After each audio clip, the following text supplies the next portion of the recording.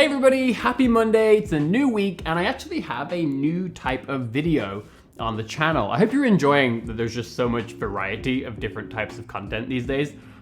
So many of you will know that for the last couple of months, I've really been making a huge effort to build a vibrant, valuable Patreon community. So vibrant in the sense that it's growing. We have 30 people now, which is really exciting. But valuable in the sense that I want to make sure I'm not just saying, hey, please support me. I want to make sure there's loads of good reasons to do so and lots of value that you get. So one of the many things I'm giving people on Patreon is this sort of Q&A every month where they can ask me anything they want and I'll answer it on a YouTube video. So the idea is that they get the value of being able to ask questions directly, but hopefully everybody on YouTube can still benefit from those answers. And that's basically it. So this is the very first more or less monthly Patreon Ask Me Anything Q&A video. So let's just jump into our very first question. So this comes from Ricardo, who says, hey Robin, once you talked about how you used Memrise to improve your vocab, and even though it was not something revolutionary, it really helped me a lot with my French. Woohoo!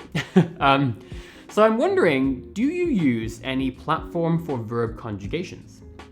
Well, it's interesting because I actually don't use any specific application or platform for, mastering verb conjugations.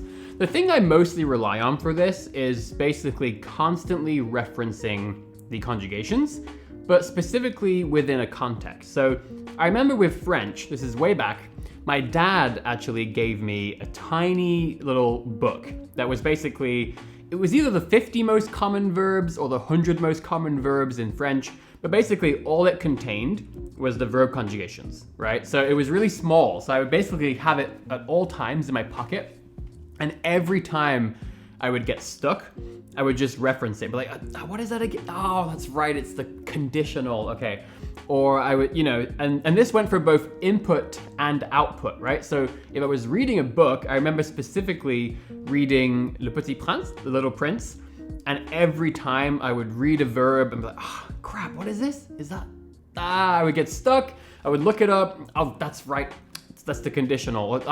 That's a subjunctive. That's why it's kind of confusing. So yeah, I remember specifically just constantly referencing. But again, always within a context. And same thing for output, right? So if I was speaking, and I would often speak to myself, I would practice. And you know what? Even in conversation, occasionally, if it was like a friend or somebody who, someone who was comfortable with me and they wouldn't mind, because I got really fast at like referencing this thing. So I would sort of whip out the book. All right, si j'avais quelque chose à faire, like if I had something, right? So basically, I just rely on this constant referencing. So I have found that reading is very, very helpful for this because, again, I'm able to read something, there's a context, and it's very easy to just pause, look something up, got it, it's this. And again, it's very fast. It's not like I'm looking up in a dictionary the meaning of everything. It's a very quick reference. And, what I find is when I'm reading a book, like let's take the case of French, it's very often the same verbs that come up over and over and over again. Like in French, avoir, to have, you're gonna see so many forms of this. It could be j'ai, j'avais, it could be like j'aurais, right? It could be so many different things. It could be the subjunctive. So I found I was just seeing the same thing over and over again. So it was a very quick process. Now, one other thing I found is helpful is if I find that there's a specific conjugation which is really giving me a hard time, then that's when I might actually, take some time to create my own sentences that are using that particular thing, and I'll practice, I'll do some drills. But yeah, I don't have a special app or platform for this. It's just constantly referencing it. And I think I just recognize that it's gonna take time, right? So if I'm doing a beginner resource, like maybe I'm doing Babbel, if it's an app, or maybe I'm doing ASML or a beginner textbook, some kind of thing, however they teach the verb conjugations, I'll just do that. Try my best to remember it, but then after that, I just rely on lots and lots of repetition, exposure, and referencing within context. Okay, let's go on to our second question, which comes in from Trisha, who says, since you're writing books and you can draw extremely well, yes you can, and have design skills, wouldn't it be so fun to create your own book series in some languages? I would love to see that. Yes? So Trisha is referencing a few things there. First of all, I'm not very self-confident when it comes to my drawing skills, but I'm very honored and flattered that you like my drawing skills, Trisha. But she's also referencing that I did write a book, which I published in end of April 2018.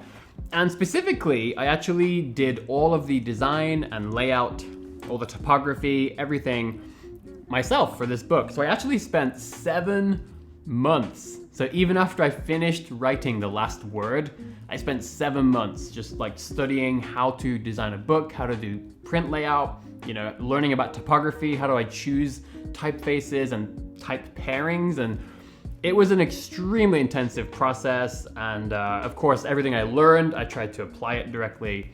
And yeah, it took about 7 months. So the answer is absolutely. I honestly would love to do a lot more book projects. In fact, some of you will remember from a while back, I said that I actually already wrote the rough draft of a second book.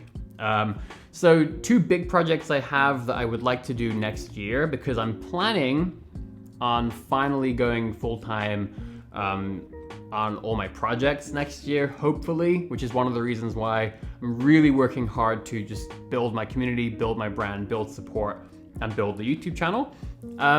So yeah, next year I would really like to, first of all, write a second edition of this book. So I'm actually planning on literally doubling the amount of content in the book, and I'm gonna totally redesign it. But again, I already have a second book that I wrote the rough draft for, so I would like to finally finish that. And I even have a whole little series of very short books that I've been working on, but right now it's just difficult for me to progress with so many different things. So I'm kind of leaving those projects for next year, but the answer is absolutely. I would love to do more writing, and I just love designing. I love publishing. It's just such a pleasure for me. So yes, you can definitely count on seeing a lot more, book-related projects for me in the future, especially if I can finally, hopefully build enough support where I can go full-time. Okay, so question 3 comes in from Rennie, who says, "Hi Robin, I was watching a few of your videos last night and thinking how your main languages that you chose to focus on have intertwined in your life somehow, and you visited all the countries of your languages, I assume. After the pandemic is over, would you visit Taiwan or China?"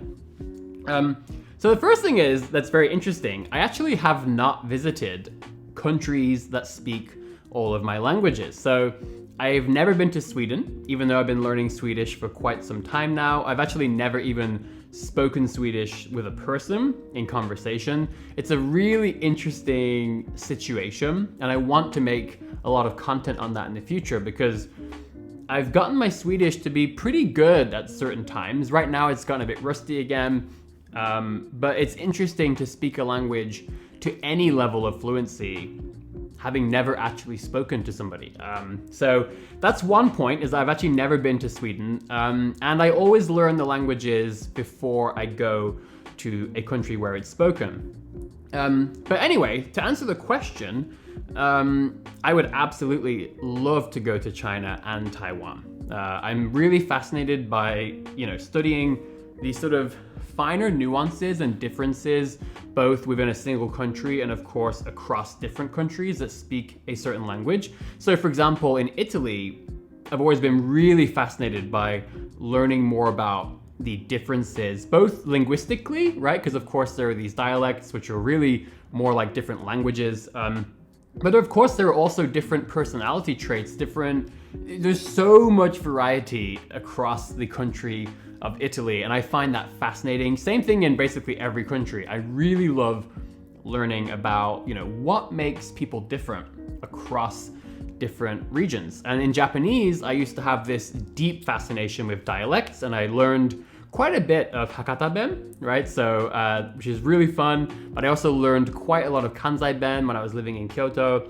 So I've always had this fascination. So in the case of Chinese or Mandarin, The fact that, I could go to Taiwan and then I could go to China.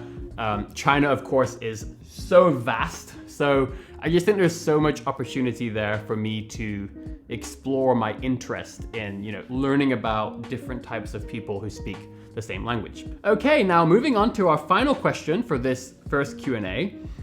So this comes in from Tom, who says, when you're reading a book or an article, it's fairly easy to see where the gaps in your knowledge are.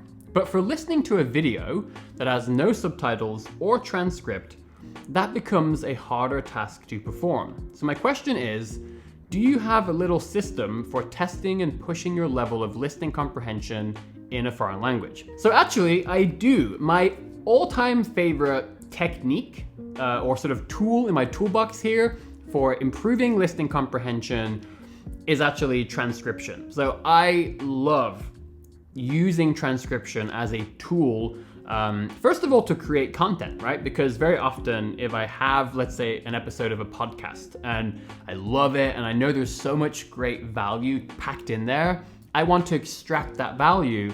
But, most of the time there's not a transcript, right? And it can be quite difficult to really mine it for value. So by creating my own transcript, first of all, I'm creating content that I can then really extract tons of value from. But you bring up a good point, Tom, which is that, it's quite difficult sometimes to see where your gaps are. And so by transcribing something, you physically see, like, physical gaps on the page, right? So now, of course, with listening comprehension, I think it's a lot more challenging and it's pretty complex because very often you're not able to hear the sounds, right? So I remember in French, listening to podcasts, and to my ears, it would sound like all the words were blending together, right? Because like that's what it sounded like to me. And so sometimes I couldn't even use a dictionary because I couldn't hear the sounds. But the nice thing is that when you try to transcribe something, like I said, first and foremost, you literally have physical gaps in your document, right? So the first thing I do is I try to do my very, very best, and I'll listen multiple times. And I like this because transcribing something, it gives you a direct reason to listen to something over and over again. So usually what I find is that if I understood 50% the first time, just by simply repeating over and over again, I can increase my comprehension to 60, 70, 80% sometimes. And it does wonders for my listening skills, right? It's almost like fine-tuning an engine where every time I listen again, I'm like, oh, right, that's what it is. It's such a great feeling. And of course, the next step is to find, either a native speaker or somebody who's more advanced than you. And these days, there are lots of ways to do that. And that is the solid gold. If I can then get someone to help me fill in the gaps, it does absolute magic for my listening skills because then I can listen again and I can hear this blurry, mixture of words and I can directly map them to what is on the page. And again, it feels like I'm fine-tuning an engine, right? Because it's like the engine is working, but it's not working as efficiently as it could be. And so by being able to listen to something that previously I couldn't understand and then see what's actually being said, it's like I'm fine-tuning my ears to be able to pick up those sounds in the future. And so that's my favorite way to accomplish that. I hope that's helpful. So there you go, everybody. Those are my answers to the very first Patreon Ask Me Anything Q&A. So like I said, if any of you would like to be a part of that, I also do provide weekly language learning diary entries. I do advanced YouTube access, exclusive interview access to people I'm going to be interviewing in the future. So loads of stuff on Patreon. Feel free to go and join. But if not, I still love you and I'll still be here 3 times a week. With that being said, I'll see you on Wednesday for another video.